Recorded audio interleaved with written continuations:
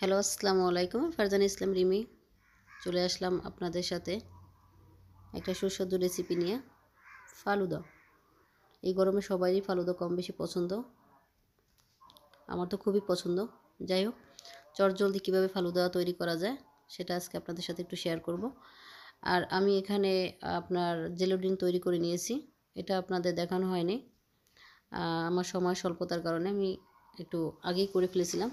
এটা আমি বলে দিচ্ছি কিভাবে আপনারা করবেন। এটা আপনারা ফুটন্ত গরম পানির মধ্যে পরিমাণ মতো চিনি আর আগার আগার পাউডার আর লেবুর রস আর কালারস ফ্রুটস দিয়ে করবেন। আর আগার আগার পাউডারটা যারা চেনেন তাদের তো কিছু বলার নেই, আর যারা না চেনেন তারা সুপার শপে গিয়ে বলবেন যে আমার একটা আগার আগার পাউডার লাগবে, অনলি 100 বা 150 টাকা নেবে।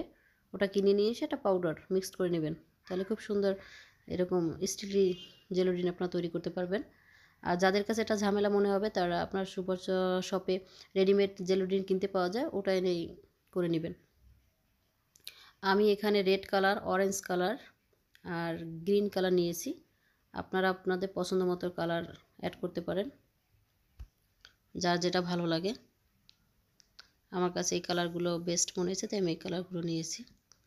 আর এগুলো বেশি সময় নিয়ে করবেন না, তাহলে হার্ড হয়ে গেলে খেতে ভালো লাগে না, শক্ত শক্ত লাগে। আমি 5 মিনিট এটা বসিয়ে রাখছিলাম।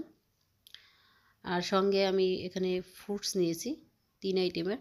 আমি কলা নিয়েছি, অ্যাপেল নিয়েছি আর আনা নিয়েছি।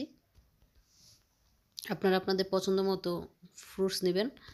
আর আমি এখানে হাফ কেজি দুধ জ্বালিয়ে একটু ঘন করে নিয়েছি। এখন আপনাদের একটু ডেকোরেশন করে দেখাচ্ছি। এখানে আমি সেদ্ধ করা আপনার নুডলস আর সাবুদানা দিয়ে দিচ্ছি। আপনারা এটা বাজার থেকে মিক্সডটা আপনাদের এটা পাওয়া যায়, সেটা করে নিতে পারেন। আমি এটা আমার মতো বাসায় যেটা ছিল সেটা দিয়ে সেদ্ধ করে নিয়েছি। দিয়ে দিচ্ছি একটু জেলোডিন, তারপর আবারও দিয়ে দিচ্ছি আপনার নুডলস। আপনারা আপনাদের পছন্দ মতো ইচ্ছে মতো ডেকোরেশন করবেন। আমি আমার মতো করে নিচ্ছি। দিয়ে দিচ্ছি একটু ফ্রুটস, আনার দিয়ে দিলাম, দিয়ে দিচ্ছি একটু অ্যাপেল, আবার একটু নুডলস দিয়ে দিচ্ছি, দিয়ে দিচ্ছি আবার কিছু ফ্রুটস। এটা হচ্ছে আসলে যার যার ইচ্ছে, যার যার মতো রুচি মতো যে যার মতো ডেকোরেশন দিয়ে নেবে। আসলে দেখতে অনেক কালারফুল হয়েছে আমার, এটা দেখেন অনেক সুন্দর লাগতেছে। এবার আমি এটা দুটো দিয়ে দিচ্ছি।